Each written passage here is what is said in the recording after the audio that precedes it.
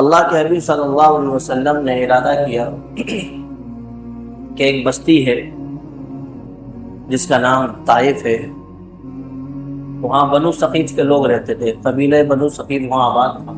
اللہ کے حبیب صلی اللہ علیہ وسلم نے یہ سوچا کہ وہاں میں جاؤں اور لوگوں کو پیغام حق سناؤں، توحید کی دعوت دوں، اپنی رسالت کی دعوت دوں اور انہیں سمجھاؤں۔ ہو سکتا ہے کہ وہ لوگ میری بات کو سن کر اسلام لے آئیں اور رسالت کو ماننے لگیں، توحید کو ماننے لگیں، شرک اور بت پرستی چھوڑ دیں۔ تو اللہ کے حبیب صلی اللہ علیہ وسلم نے طائف کے سفر کا ارادہ کیا، اور آپ کے جو زید بن ثابت رضی اللہ تعالیٰ جو آپ کے خادموں میں شمار ہوتے تھے وہ موجود تھے۔ آپ نے ان کے ساتھ سفر کیا طائف کا۔ وہاں 3 سردار تھے بنو ثقیف، ایک عبد لیل تھا، ایک حبیب تھا، ایک مسعود تھا۔ یہ تینوں فتح مکہ کے بعد اسلام لے آئے، لیکن اللہ کے حبیب صلی اللہ علیہ وسلم جب طائف پہنچے ہیں تو آپ کی یہ تمنا تھی کہ طائف والے اسلام لے آئیں گے، پہلے ہم ان کے سرداروں سے بات کریں، اگر قوم کا سردار اسلام لے آئے تو قوم پر محنت کر سکتا ہے اور ان کو بھی اسلام سے قریب کر سکتا ہے۔ تو اللہ کے حبیب صلی اللہ علیہ وسلم نے تینوں سرداروں سے بات کی، عبد لیل سے بات کی، حبیب اور مسعود سے بات کی۔ تو تینوں سرداروں سے جب بات شروع ہوئی تو اللہ کے حبیب صلی اللہ علیہ وسلم نے ان کے سامنے توحید کا پیغام رکھا، اپنی رسالت کا پیغام رکھا، اور شرک سے پلٹ کر توحید کی طرف آنے کی بات کہی۔ تو جو سردار تھے ان میں سے ایک نے کہا کہ اگر اللہ تبارک و تعالیٰ کو نبی بنانا ہی تھا تو وہ کسی بڑے معزز اور بڑے عہدیدار کو نبی بناتے، اور بڑے منصب والے کو نبی بناتے، بڑا مالدار ہوتا اس کو نبی بناتے۔ تو ایک سردار نے اللہ کے حبیب صلی اللہ علیہ وسلم کی دعوت کو مسترد کیا، ہم آپ کی بات نہیں مانتے۔ دوسرے سردار نے کہا اگر تم نبی ہو تو میں تم سے بات کرنا نہیں چاہتا، اور اگر تم نبی نہیں ہو تو ہماری اور تمہاری بات کا کوئی مطلب نہیں۔ تو ایک سردار نے اللہ کے حبیب صلی اللہ علیہ وسلم کی بات کو مسترد کیا، دوسرے نے کوئی جواب نہیں دیا، وہ بھی اٹھ کر چلا گیا۔ جو تیسرا سردار تھا مسعود، اس نے بھی اللہ کے حبیب صلی اللہ علیہ وسلم کے ساتھ بدتمیزی کی، اور تینوں نے اللہ کے حبیب صلی اللہ علیہ وسلم کی بات کو مانا نہیں۔ یعنی حضور طائف گئے اس ارادے سے کہ طائف والے میری بات سنیں گے، مکہ والے میری بات نہیں مانتے، مشرکین مکہ میری سنتے نہیں ہیں، کفار مکہ میری بات نہیں مانتے، تو میں طائف جاؤں، طائف جا کر جو قبیلے والے ہیں ان کے سرداروں سے اگر بات کریں گے تو ہو سکتا ہے طائف والے اسلام لے آئیں، اور اگر طائف والے اسلام لے آئیں گے تو اس علاقے کے اندر، اس محلے، اس قریہ اور اس گاؤں کے اندر اسلام کی نشو و نما ہوگی۔ لیکن وہ جو تینوں سردار تھے بنو ثقیف کے، انہوں نے اللہ کے حبیب صلی اللہ علیہ وسلم کی بات کو مسترد کی کہ ہم آپ کی بات نہیں مانیں گے، جس دین پر، جس رسم و رواج پر ہمارے باپ دادا چل رہے تھے ہم بھی اسی پر چلیں گے۔ یہ تینوں کا جواب تھا اللہ کے حبیب صلی اللہ علیہ وسلم کے سامنے۔ حضور علیہ السلام وہاں سے اٹھے اور حضرت زید رضی اللہ تعالیٰ عنہ کے ساتھ واپسی کا ارادہ کیا، لیکن چونکہ حق کا جو پیغام ہوتا ہے، دین کی جو دعوتیں ہوتی ہیں، دین کا جو مقصد اور مشن ہوتا ہے، یہ بڑا مشکل مرحلہ ہے، اور یہ کوئی آسان کام اور آسان بات نہیں ہوتی۔ یہاں یہ پھولوں کی رہ گزر نہیں ہوتی، یہ کانٹوں والا سفر ہوا کرتا۔ یہاں جب لوگ دین کی دعوت دیا کرتے ہیں، یہ انبیاء سابقین علیہ السلام کی سنت اور طریقہ۔ حضور کے ساتھ ایسا معاملہ پیش آیا، یہ کوئی نئی بات نہیں تھی۔ جتنے بھی انبیاء علیہ السلام دنیا میں تشریف لائے اور قوم کو انہوں نے اس مرحلے سے ہٹانا چاہا جس پر وہ چل رہی تھی، پرانے طور طریقے، پرانے رسم و رواج، باپ داداؤں کی رسمیں، ان سے جب قوم کو ہٹانا چاہا ہر اب زمانے کے نبی نے، تو وہ یہ سمجھتے تھے کہ کوئی نیا شخص ہے جو ہمیں نئے دین کی طرف لے جانا چاہتا ہے۔ ہر نبی کے ساتھ یہ معاملہ ہوا ہے کہ اس کے ماننے والے شروعات میں کم ہوتے ہیں اور مخالفین زیادہ ہوتے ہیں، لیکن دھیرے دھیرے جب اس کی محنت رنگ لاتی ہے تو پھر ماننے والے، موافقت کرنے والے، اس کے متبعین زیادہ ہوتے ہیں، اور مخالفتوں کا جو سلسلہ وہ تو چلتا ہی رہتا ہے، وہ قیامت تک چلے گا۔ یہ تمام انبیاء علیہ السلام کے ساتھ ہوا۔ اللہ کے حبیب صلی اللہ علیہ وسلم نے طائف میں جب تینوں سرداروں کو دعوت دی تو یہی معاملہ وہاں ہوا، بجائے اس کے کہ وہ تینوں سردار اللہ کے حبیب صلی اللہ علیہ وسلم کو صحیح سلامت طائف کی سرحد کے پاس چھوڑ کر آتے، انہوں نے محلے کے لڑکوں کو ابھارا، اور محلے کے لڑکوں کو تیار کیا کہ یہ شخص جو مکہ سے آیا ہے اس کے ساتھ بدتمیزی کا پہلو اپنایا جائے، اس کو ذلیل کیا جائے، اس کو رسوا کیا جائے اور اس کو ہر طرح سے تکلیف پہنچائی جائے۔ آپ ذرا غور کریں، عزت ذلت مخلوق کی نہیں ہوتی۔ کل کو اگر کوئی آپ کی عزت کرتا ہے تو کسی وجہ سے وہ آپ کو ذلیل بھی کر سکتا ہے۔ اگر قوم کسی وجہ سے آپ کو عزیز رکھ رہی ہے، کوئی ایسا نقص آپ کے اندر اگر دیکھ لے تو کل کو وہی لوگ آپ کی برائی کریں گے، آپ کو ذلیل کریں گے۔ عزت ذلت مخلوق کی نہیں ہوتی، مخلوق سے عزتیں نہیں مانگی جاتی، مخلوق سے ذلتیں نہیں مانگی جاتی۔ وہ بندہ جو اللہ کی نظروں میں عزیز ہے وہ سب سے بڑا کامیاب، وہ بندہ جو اللہ کی نظروں میں ذلیل ہے وہ سب سے بڑا ناکام۔ اللہ کے حبیب صلی اللہ علیہ وسلم سے یہ کہنے والی قوم کہ آپ صادق ہیں اور امین ہیں، آپ کبھی جھوٹ نہیں بولتے، آپ امانت میں خیانت نہیں کرتے، 40 سال تک اگر کوئی مال زیور چیزیں اگر کسی کے پاس رکھوانی ہے، پورے مکہ کے اندر کوئی شخص رکھنے کو تیار نہیں ہوتا تھا۔ کیوں؟ سب بے ایمان تھے سوائے اللہ کے حبیب صلی اللہ علیہ وسلم کے، اس کے پاس امانت رکھو۔ وہ جو محمد صلی اللہ علیہ وسلم ان کے پاس امانت رکھو۔ کیوں؟ وہ امانت میں خیانت نہیں کرتے، وہ جھوٹ نہیں بولتے، جھوٹ کا ان پر تجربہ نہیں کیا۔ پھر یہ قوم جو حضور کو سر پر بٹھا رہی تھی، جب 40 سال کے آپ ہوئے اور آپ نے صفا کی پہاڑی پر چڑھ کر ایک کلمہ کہا، اے لوگوں میں یہ کہتا ہوں میں اللہ کا نبی ہوں، تم توحید کو مانو، وہ جب کان میں آواز پہنچی تو وہ پتھر شیشے سے ٹکرا گیا اور ان کا دل کا شیشہ چکنا چور ہوا کہ اللہ ہم یہ بات نہیں مانیں گے، آپ سب بات مان لیں گے آپ کی، ہم یہ نہیں مانیں گے، ہم اپنے بتوں کو نہیں چھوڑ سکتے، ہم اپنے معبودوں کو نہیں چھوڑ سکتے، جن پر ہم نے اپنے آبا و اجداد کو پایا ہے ہم انہیں نہیں چھوڑ سکتے۔ وہ قوم جو حضور کو عزیز رکھ رہی تھی، 40 سال میں جب حضور کو نبوت ملی، اسی قوم نے حضور کو ذلیل کیا، اور ذلیل نہیں کیا، مکہ کا کوئی ایسا ریزہ اور سنگریزہ نہیں تھا جو حضور کے بدن پر نہ لگا، کوئی مکہ کی ایسی گالی نہیں تھی جو حضور کو دی نہ گئی ہو، اور کوئی شخص مکہ کا ایسا نہیں تھا مشرکین و کفار کو ملا کر جو حضور کے قتل کے در پہ نہ ہوتا ہو۔ شمس تبریز فرماتے رومی، یہ تمہیں بتانا چاہتا ہوں، مخلوق سے کبھی عزت طلب نہیں کرنا، مخلوق نہ تمہیں عزیز کر سکتی ہے نہ تمہیں ذلیل کر سکتی ہے۔ اللہ کی نظر میں جو عزیز ہے وہ پوری دنیا میں عزیز ہے، اللہ کی نظر میں جو ذلیل ہے وہ پوری دنیا میں ذلیل۔ اللہ کے حبیب صلی اللہ علیہ وسلم طائف گئے اس نیت سے کہ طائف والے ایمان لے آئیں، اب طائف والے ایمان نہیں لائے، اللہ یہ کہ جو محلے کے لڑکے تھے ان کو بھی پیچھے لگا دیا۔ حضور آگے آگے جا رہے ہیں، حضور آگے آگے، زید رضی اللہ تعالیٰ عنہ آپ کو بچا رہے ہیں اور محلے کے سارے لوگ اللہ کے حبیب صلی اللہ علیہ وسلم کو پتھر مار رہے ہیں۔ آپ سوچے کتنے بدبخت اور کتنے شقی لوگ تھے وہ جو ایک ایسی شخصیت کو پتھر مار رہے ہیں جو ساری دنیا کی ہدایت کے لیے تشریف لایا، ایسے شخص کو پتھر مار رہے ہیں۔ روایتوں میں آتا ہے کہ حضور کریم صلی اللہ علیہ وسلم کا حصہ ایسا نہیں تھا بدن کا جہاں پتھروں کے نشان نہ ہو، اور پورا خون سر سے لے کر پاؤں تک جو نچڑا ہے اور آپ لہو لہان ہے خون کے اندر۔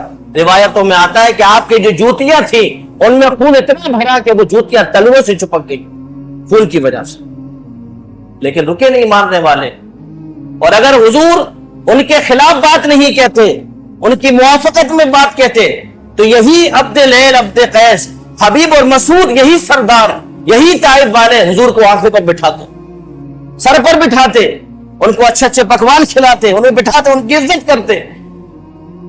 لیکن اللہ کے حبیب صلی اللہ علیہ وسلم نے جب پیغام حق سنایا تو سارا طائف حضور کے خلاف، حضور آگے آگے، پورا محلہ حضور علیہ الصلوۃ والسلام کو پتھر مار رہا، آپ لہو لہان، آپ کبھی بے ہوش ہو جاتے، پھر آپ کو ہوش آتا، زید آپ کے کندھے پر اٹھا کر آپ کو آگے لے جاتے، کبھی آپ غنودگی سی کیفیت آپ پر طاری ہوتی۔ کیوں؟ اب سوچیں آپ ذرا، جب پتھر مارنا ان کا بند ہوا تو آپ بیٹھے اور اللہ کے حبیب صلی اللہ علیہ وسلم کے جو زخم تھے حضرت زید رضی اللہ تعالی عنہ نے وہ زخم صاف کیے پانی سے۔ جب پانی سے صاف کیے وہ زخم تو بغل میں ایک باغ تھا انگور کا، اس کے مالک نے دیکھا کہ ہماری برادری کا یہ شخص ہے محمد، یہ طائف آ کر بڑی مصیبت میں پھنس گیا ہے، تو وہ انگور بہت سارے لے کر حضور کی خدمت میں اس نے اپنے غلام کو بھیجا۔ اب وہ جب غلام آیا اور اس نے وہ انگور رکھے، اللہ کے حبیب صلی اللہ علیہ وسلم نے بسم اللہ پڑھ کر انگور کھانا شروع کیے، بسم اللہ پڑھ کر، تو وہ جو غلام تھا اس نے کہا یہ کلمہ جو آپ کہہ رہے ہیں یہاں تو کوئی نہیں کہتا، یہ آپ کیسے جانتے ہیں؟ تو حضور نے فرمایا تم کس علاقے کے ہو؟ انہوں نے کہا کہ میں فلاں علاقے کا ہوں۔ حضور نے فرمایا اچھا وہاں کے ہو جہاں اللہ کے حبیب صلی اللہ علیہ وسلم نے فرمایا صالح علیہ السلام آئے تھے، وہاں کے ہو جہاں صالح علیہ السلام آئے تھے؟ تو اس غلام نے کہا آپ صالح کو کیسے جانتے ہیں؟ فرمایا وہ بھی نبی تھے میرے بھائی، میں بھی نبی ہوں۔ اسی غلام نے اللہ کے حبیب صلی اللہ علیہ وسلم کے ہاتھ پر کلمہ پڑھا۔ طائف تو کلمے والا نہیں ہوا، لیکن یہ غلام کلمے والا ہوا۔ اس لیے حضور نے ایک موقع پر کہا تھا اپنے چچا امیر حمزہ سے، امیر حمزہ رضی اللہ تعالیٰ عنہ نے کہا بھتیجے تم مجھے بتاؤ کس سے بدلہ لینا ہے؟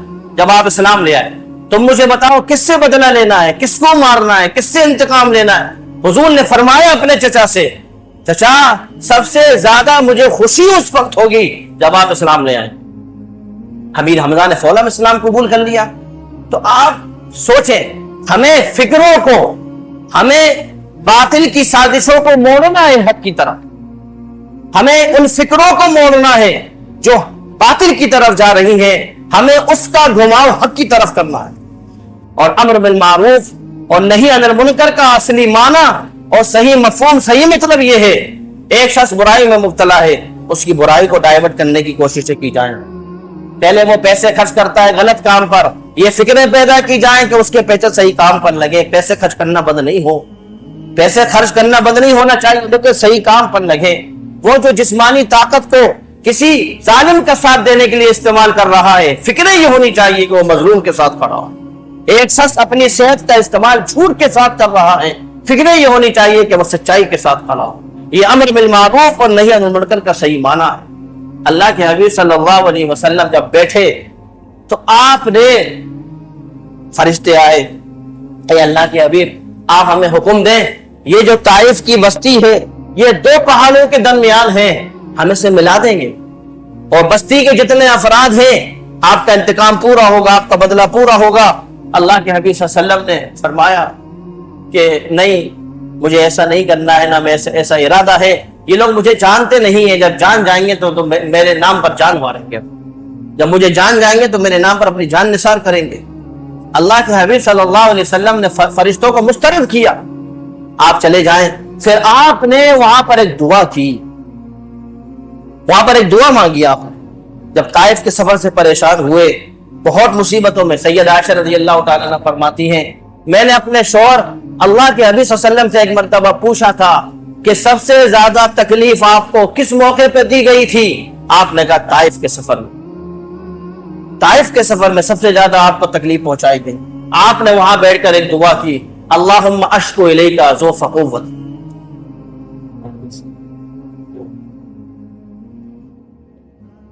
یہ جو دعا کا طرز عمل ہے، یہ جو دعا مانگنے کا ڈھنگ ہے، یہ جو فکریں حضور پیدا کروا رہے ہیں صحابہ میں، یہ اس بات کی واضح دلیل ہے کہ ساری پریشانیوں کا مداوا، ساری مشکلوں کا حل، ساری الجھنوں کو دور کرنے والی ذات سوائے اللہ کے اور کوئی نہیں۔ اللہ کے حبیب صلی اللہ علیہ وسلم نے نہ طائف کے بادشاہوں سے مدد مانگی، نہ اطراف میں جو قبیلے آباد تھے ان کو کہا کہ آپ میری طرف سے کھڑے ہو جائیں، میرا انتقام لے طائف والوں سے۔ آپ نے ایک جملہ کہا، اللہم اشکو الیک ضعف قوتی، اے اللہ آج میرے پاس کچھ نہیں ہے، اسباب نہیں ہے، وسائل نہیں ہے، لیکن میں ساری شکایت تجھی سے کرتا ہوں۔ آج اسباب نہیں ہے، آج وسائل نہیں ہے۔ 10 سال کے بعد پوری دنیا نے دیکھا، مکہ فتح ہوا اور سارے اسباب و وسائل کے ساتھ اسلامی فوج کفار کے نرگے کے اندر، مکہ کے اندر داخل ہو رہی تھی، ایک بھی کافر گھر سے نکلنے والا نہیں تھا۔ اسباب و وسائل پر جد قوت، اسباب و وسائل پر پکڑ سوائے اللہ کے اور کسی کے نہیں۔ آپ جو سبب اختیار کر رہے ہیں اس کو حقیقی معنوں میں سبب بنانے والی ذات اللہ کی اور کسی کی نہیں۔ اس لیے حضور نے فرمایا امت کو یہ پیغام دینے کے لیے، اللہم اشکو الیک ضعف قوتی، اے اللہ میں آج اپنی بے بسی کی شکایت تجھ سے کرتا ہوں۔ دین کی دعوت کے اندر، دین کے مشن کے اندر یاد رکھنا، دین کے مقصد کو لے کر جو شخص چلے گا، اس کی قوت کو، اس کے زور کو، اس کی طاقت کو دبانے کی فکریں باطل کی رہتی ہیں کہ اس کی آوازوں کو ختم کر دیا جائے، اس کی آوازیں بند کر دی جائیں، اس کی آوازوں کو نیچا کر دیا جائے، یہ فکریں شروع سے چل رہی ہیں۔ حضور نے فرمایا اللہم اشکو الیک، یا اللہ میں تجھ سے کرتا ہوں، وحوانی علی الناس، اور لوگوں کے سامنے میری رسوائی کی، میں تجھ سے ہی شکایت کرتا ہوں۔ نبی علیہ الصلوۃ والسلام، آپ ذرا غور کریں، کتنی بابرکت ذات، کتنی بابرکت ہستی، جس کے صدقے میں ساری دنیا کا وجود ہوا ہو، سارے انبیاء علیہ الصلوۃ والسلام کو نبوت جن کے طفیل میں ملی ہو، اتنی بابرکت ہستی یہ دعا کر رہی ہے، اے اللہ جو لوگوں نے مجھے رسوا کیا ہے میں ان کو تو بد دعا نہیں دیتا، لیکن میں تیرے در پہ شکایت کر رہا ہوں۔ اللہم اشکو الیک ضعف قوتی وقلت حیلتی وحوانی علی الناس، اور میرے پاس اسباب نہیں ہے، وسائل نہیں ہے، لیکن اے اللہ آخری اس دعا کا جملہ دیکھیں، اے اللہ اگر تو وانت رب المستضعفین، تو ضعیفوں کا رب ہے، تو بے بسوں کا سہارا ہے، تم پریشان حالوں کا ماوا اور ٹھکانہ اور ملجا ہے، اگر تو مجھ سے راضی ہے تو مجھے کسی کی فکر نہیں۔ یہ کانسیپٹ ہے اسلام کا بنیادی، اسی پر اسلام کی فکریں ٹکی ہوئی ہیں۔ پوری دنیا مجھ سے ناراض رہے، اللہ مجھ سے راضی رہے، کسی کی فکر، فَأُبَالِي بِالنَّاسِ، کسی کی فکر نہیں۔ اللہ ناراض رہا، ساری دنیا آپ کو عزت کر رہی ہے، کل یہ دنیا آپ کو ذلیل کرے، کل یہی لوگ ذلیل کریں گے۔ اللہ کی نظروں میں عزیز ہونا یہ اسلام کا بنیادی کانسیپٹ ہے، اس پر اسلام ٹکا ہوا ہے۔ آپ پورا قرآن اٹھا کر دیکھیں، رضوان من اللہ اکبر، اے لوگوں اللہ کی رضامندی بہت بڑی چیز ہے۔ اللہ کے حبیب صلی اللہ علیہ وسلم نے یہ دعا مانگی وہاں پر۔ یہ جو طائف کا سفر ہے، جب آپ وہاں سے واپس لوٹے ہیں اور آپ نے ارادہ کیا کہ ہم مکہ میں داخل ہوں، تو لوگوں نے کہا حضرت اگر آپ مکہ میں داخل ہوں گے تو مکہ والے آپ کو مکہ میں داخل نہیں ہونے دیں گے۔ پھر آپ چند نوجوانوں کے امن پر اور ان کی حفاظت کے اندر مکہ میں داخل ہوئے، اور پھر آپ نے اپنی دعوت کا، اپنے مقصد کا مشن شروع کی۔ انبیاء علیہ الصلوۃ والسلام کو جو ذمہ داری دی جاتی ہے، اس ذمہ داری میں ان کی اولادیں اگر شہید ہو جائیں، اگر وہ دنیا سے چلے جائیں، ان پر جو کیسی بھی مصیبتیں مشقتیں آئیں، وہ اپنی مشن سے ہٹتے نہیں، کیونکہ انہیں پتہ ہی اللہ کی جو ذمہ داری ہے۔ اللہ تبارک و تعالی عمل کرنے کی توفیق